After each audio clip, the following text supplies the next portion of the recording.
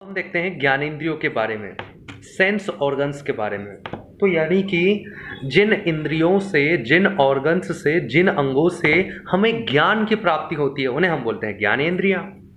तो वे अंग जो बाहरी वातावरण की विभिन्न घटनाओं का आभास करवाते हैं, जिनसे हम सीखते व समझते हैं, उन्हें ही हम ज्ञानेंद्रियां कहते हैं। मानव में इनकी संख्या 5 होती है। कौन कौन सी?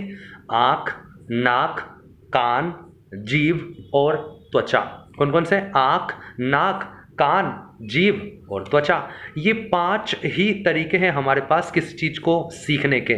या तो हम किसी चीज को देखकर याद रखते हैं, या सूंघकर याद रखते हैं, या सुनकर याद रखते हैं, या टेस्ट करके याद रखते हैं, या फिर छूकर महसूस करके याद रखते हैं। छठा तरीका नहीं है किसी भी चीज को याद रखने का। तो एक और सेंस ऑर्गन होता है इन 5 के अलावा, जिसे हम बोलते हैं कॉमन सेंस। तो वो एक अलग है, वहां पर हमें आभास हो जाता है कि क्या चीज होने वाली है। इन सारे सेंस को मिलाकर फिर हम कैलकुलेशन करते हैं माइंड में, अपने सेरिब्रम में, तो फिर वो कॉमन सेंस बन जाता है। तो सबसे पहले हम देखते हैं आंख के बारे में। एक काफी महत्वपूर्ण हमारा सेंस ऑर्गन है आई, आंख। इसका काम है देखना और ताड़ना। तो इसको हमने इसके अलग अलग भागों को 3 भागों में बांटा है। एक भाग वो जो बाहर से हमें दिखाई दे रहे हैं, उसे हमने बोला ये आंख का बाहरी भाग है। इस भाग के पीछे जस्ट जो भाग है उसे हमने बोला ये मध्य भाग है। और सबसे पीछे वाले भाग जो पार्ट्स हैं आंख के, उन्हें हमने बोला ये आंतरिक भाग है। तो बाहरी भाग, मध्य भाग और आंतरिक भाग। अब बाहरी भाग में कौन कौन से आते हैं पहले ये देख लेते हैं। तो स्क्लेरा आता है, आइरिस आता है, पुतली आती है और कॉर्निया आता है। मध्य भाग में कौन कौन से आते हैं? लेंस आता है, सीलियरी मसल्स आती है, कोरोइड आता है, एक्वस ह्यूमस और विट्रस ह्यूमस आता है। वहीं आंतरिक भाग में कौन कौन आते हैं? तो आंतरिक भाग में रेटिना आती है, मेकुला आता है, फोविया सेंट्रलिस आती है और ऑप्टिकल नर्व्स आती हैं। तो एक एक करके सबसे बारे में देखते हैं। तो सबसे पहले हम देखते हैं बाहरी भाग, और बाहरी भाग में भी स्क्लेरा। तो हमारी आंख का जो सफेद वाला पोर्शन है, जो हमें सफेद सफेद दिखता है, उसे हम बोलते हैं स्क्लेरा। क्या बोलते हैं? स्क्लेरा। तो श्वेत पटल भी इसे कहा जाता है। आंखों का सफेद वाला भाग नींद की कमी होने पर या चोट लग जाने पर ये लाल हो जाता है, सुर्ख हो जाता है। तो आंख का लाल होना, इसका स्क्लेरा का लाल होना ही क्या कहलाता है? कंजक्टिवा। तो कंजक्टिवा आंख का लाल होना कहलाता है। अगला है आइरिस, यानी इस सफेद भाग के बीच में जो काला या कहीं कहीं लोगों में नीला और कहीं कहीं लोगों में ये ब्राउन भूरे कलर का दिखता है, तो वो जो अंटी है बड़ी वाली, उसे हम बोलते हैं आइरिस। क्या बोलते हैं? आइरिस। तो स्क्लेरा और दूसरा जो काला भाग दिख रहा है उसे बोलते हैं हम आइरिस। क्या बोलते हैं? आइरिस। तो आइरिस का काम क्या होता है? परितारिका जिसे हम बोलते हैं, ये काला, भूरा या नीला हो सकता है। आधार कार्ड में इसी को स्कैन करके रखा जाता है। क्यों? क्योंकि ये अलग अलग में अलग अलग पाया जाता है, सभी में सेम नहीं होता है। ये सिकुड़ जाता है। अधिक प्रकाश यानी ज़्यादा प्रकाश अगर लाइट आंखों पे आ रही है तो ये सिकुड़ जाता है, ताकि प्रकाश एक लिमिटेड मात्रा में प्रकाश आंखों के अंदर जाए। वहीं जब भी प्रकाश की कमी होती है यानी अंधेरे में, ये फैल जाता है। अचानक अंधेरे कमरे में जाने पर शिथिलन में यानी इसे फैलने में टाइम लगता है, जिससे हमें कुछ देर बाद दिखाई देता है। जबकि अंधेरे से अधिक उजाले में अगर अचानक से हम जाते हैं तो हमारी आंखें बंद हो जाती है, क्योंकि इसे सिकुड़ने में टाइम लगता है। और ये सिकुड़ेगा नहीं तो प्रकाश ज़्यादा जाएगा तो हमारी आंखें बंद हो जाती है। मुर्गे में ये हमेशा सिकुड़ हुई रहती है, यानी कि फैलती नहीं है। तो इस कारण उसे क्या है, ज़्यादा प्रकाश की आवश्यकता होती है, कम प्रकाश में नहीं दिखाई देता है, यानी उसे रात में दिखाई नहीं देता है। यही कारण होता है रात में उसे नहीं दिखाई देता, सुबह होते ही दिखाई देने लगता है और वह चिल्लाने लगता है। इसे ही हम क्या कहते हैं? मुर्गे का बाग देना। तो मुर्गे का बाग देना क्या कहलाता है? यही, जब वो सुबह चिल्लाने लगता है, अरे उजाला हो गया, आंखें आ गई, आंखें आ गई। अगला होता है प्यूपिल, यानी एक तो जो ये सफेद भाग दिख रहा है ये क्या है? स्क्लेरा। स्क्लेरा के बाद ये काली बड़ी अंटी जो दिख रही है ये क्या है? ये है आइरिस। आइरिस के बीच में एक छोटी सी पुतली होती है, यानी इसके बीच में भी एक काले कलर की बिल्कुल सुई जितनी पतली होती है, उसे हम बोलते हैं प्यूपिल या पुतली। उसी से जो रंग है वो, मतलब जो प्रकाश है वो अंदर प्रवेश करता है। तो हमेशा काले रंग का ही होता है प्यूपिल, क्योंकि काले रंग का खासियत क्या है कि ये हर एक रंग को अवशोषित करने की, हर एक रंग के प्रकाश को अवशोषित करने की क्षमता रखता है। ठीक है। इसी रास्ते से प्रकाश आंखों में प्रवेश करता है। किस रास्ते से? प्यूपिल के रास्ते से। कॉर्निया क्या कहलाता है? तो क्या खास बात क्या है कि ये जो स्क्लेरा है, आइरिस है, प्यूपिल है, इनके ऊपर एक पारदर्शी ग्लास चढ़ा हुआ है। यानी अगर हम आंखों से हाथ लगाएंगे तो जो टच होगा ना वो कॉर्निया टच होगा, लेकिन वो पारदर्शी है इसलिए हमें दिखाई नहीं देता, हमें पानी जैसा लगता है। तो कॉर्निया सबसे बाहरी पारदर्शी झिल्ली को कहते हैं आंखों की। आंखों का टेम्पर ग्लास है ये। रक्त के संपर्क में ये नहीं रहता है। नेत्रदान के समय यही दान किया जाता है। अगला है लेंस। तो ये हमारा अब मध्य भाग आ चुका है, बाहरी भाग में बस खत्म हो चुके हैं। बाहरी भाग में हमें क्या? स्क्लेरा देखना था, आइरिस देखना था, प्यूपिल देखना था और कॉर्निया देखना था। अब मध्य भाग, तो मध्य भाग में लेंस आ गया। लेंस हमारे आंखों में जो रहता है वो उत्तल लेंस होता है। कौन सा लेंस होता है? उत्तल लेंस होता है।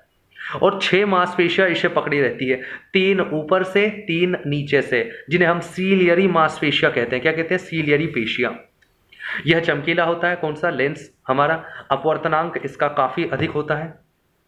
प्रकाश को रेटिना पर फोकस करने का यह काम करता है। ये जो प्रतिबिंब बनाता है वो वास्तविक होता है, वस्तु से छोटा होता है और उल्टा बनता है। यानी हमारी आंखों में जो प्रतिबिंब बनता है किसी भी चीज का, हम लोगों को देखते हैं, किसी वस्तु को देखते हैं तो वो उल्टा बनता है रेटिना पे। और हमारी जो नर्व्स हैं, तंत्रिकाएं हैं, वो मस्तिष्क में उल्टी जुड़ी रहती है। तो उल्टे चित्र को वो उल्टा दिखाती है तो हमें वो सीधा दिखने लगता है। तो उल्टे को उल्टा करोगे तो वो सीधा हो जाएगा।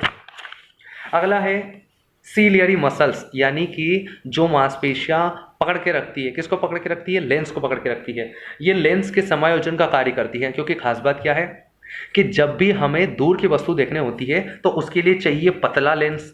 तो ये मांसपेशियां क्या करती हैं? लेंस को खींच देती हैं। खींचने से क्या होता है? उत्तल लेंस पतला हो जाता है, तो हमें दूर की वस्तु दिखने लगती है। और जब भी हमें पास की चीज देखने रहती है तो ये मांसपेशियां उसे धकेल दबा देती हैं, तो वो मोटा हो जाता है। तो पास की वस्तु क्लियर दिखे इसके लिए आवश्यक है कि लेंस मोटा हो, और दूर की वस्तु क्लियर दिखे इसके लिए आवश्यक है कि लेंस पतला हो। तो मोटा और पतला करने का काम, यानी इसे समायोजन का काम सीलियरी मांसपेशियां ही करती है। अगला है एक्वस ह्यूमस और विट्रस ह्यूमस। एक्वस ह्यूमस और विट्रस ह्यूमस क्या है? ये तरल पदार्थ होता है। क्या होता है? लिक्विड पदार्थ होता है, तरल पदार्थ होता है aqueous humus. Aqueous humus lens की रक्षा करने का काम करता है। एक्वस ह्यूमस क्या होता है? जो हमारा प्यूपिल है, ये जो है हमारी आइरिस है, आइरिस और लेंस के बीच में जो द्रव भरा हुआ है उसे हम बोलते हैं, क्या बोलते हैं? Aqueous humus. जबकि लेंस और रेटिना के बीच में जो बड़ा भाग है द्रव का, वो जो भरा हुआ है उसे हम बोलते हैं विट्रस ह्यूमस। ये रेटिना की रक्षा करता है। अब एक कोरोइड रक्तपटल, ये सबसे अंदर पाया जाता है रेटिना के पीछे, और यहाँ पर धमनी और सिराओं का जाल भरा रहता है। इसका कार्य रक्त की सप्लाई करना होता है, रेटिना के पीछे सटा रहता है ये। अगला है रेटिना या दृष्टिपटल। अब ये आंतरिक भाग में आ चुके हैं हम आँख के। दृष्टिपटल या रेटिना, ये आँख का पिछला भाग होता है।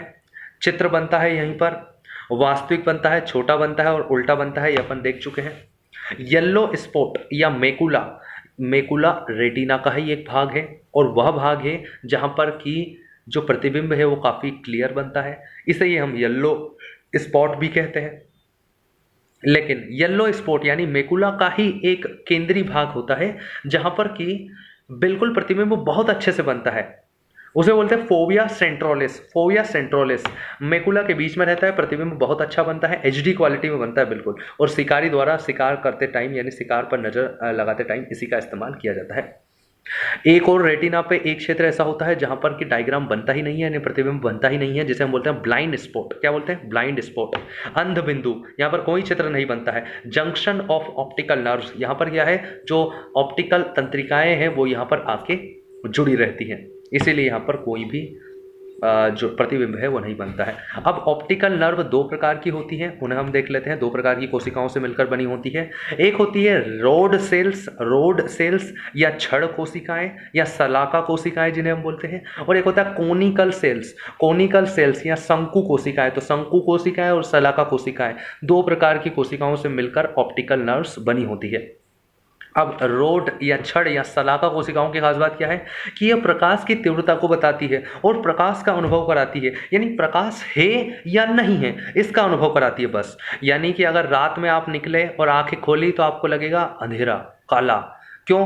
प्रकाश की अनुपस्थिति ही काला है, और दिन में आपको दिखेगा उजाला सफ़ेद। क्यों? प्रकाश की उपस्थिति ही सफ़ेद है।